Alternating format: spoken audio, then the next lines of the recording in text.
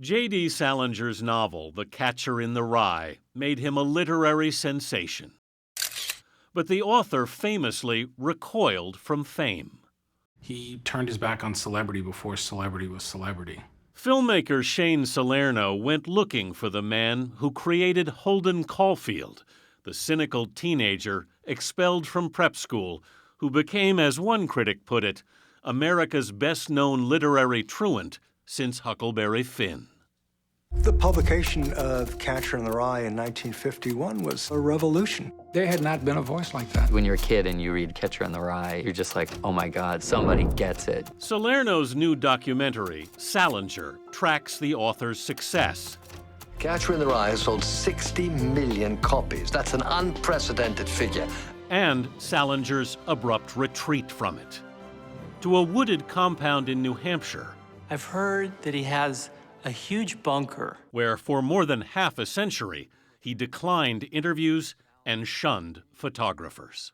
There would be long stretches of time where he wouldn't come out of the bunker at all. He sort of became the Howard Hughes of his day. A 40-year-old screenwriter known for action films, Salerno became fascinated by the Salinger myth. This is a photo that we uncovered of J.D. Salinger in 1968 on his bed in his bedroom. This is what it looked like when we got it originally, and this shows you the lengths at which we would have to go to bring things back to life sometimes. He spent $2 million of his own money to make the film. I was just hooked. I was compelled, and I began what was a 9-year detective story. But Salinger was protected by a code of silence his friends refused to break. I didn't want to talk about it because I knew he didn't want me to talk about it. Mm-hmm. Gene Miller's story is one of those Salerno uncovered. And you didn't talk about him for about 60 years. I know. Were you worried about it being a betrayal somehow? Yes, I was, certainly when he was alive. But after Salinger died in 2010, at the age of 91, Miller agreed to talk. How did you meet exactly? I was sitting at a pool and I was reading Wuthering Heights. And he said, how is Heathcliff? We were in Daytona Beach. It was 1949 at the Daytona Beach Sheraton in Florida. Miller was 14. Salinger was 30. What did you do together? We walked on the beach every afternoon. What did your mother think of this? Well, exactly. For the next 5 years, during the time Salinger wrote and published The Catcher in the Rye, he met frequently with Miller and sent her dozens of letters.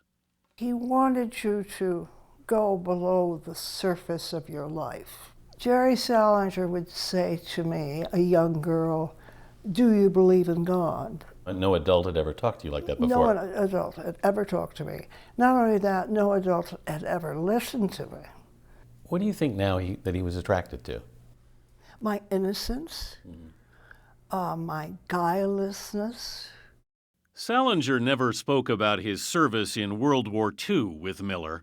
Each hour, this is the supreme moment of invasion. But on D-Day, he'd landed at Utah Beach, later saw action during the Battle of the Bulge, and visited a Nazi death camp. World War II is the ghost in the machine of all of J.D. Salinger's stories. Salinger was hospitalized for battle fatigue. Salerno believes he never really recovered. It's fascinating because World War II made him as an artist and broke him as a man. The author's last published work appeared in The New Yorker in 1965. I've heard that he has his manuscripts locked in a safe.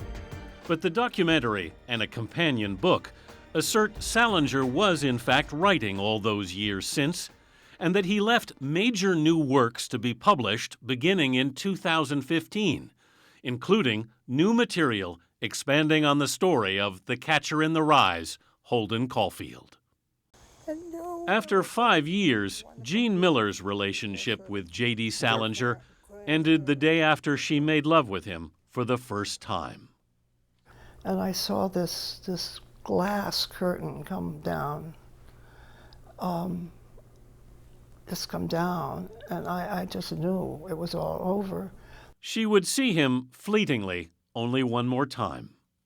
He once said to me, if you ever lose track of me, just read my stories. Now it appears the reclusive author has made sure we'll be keeping track of him for some time to come.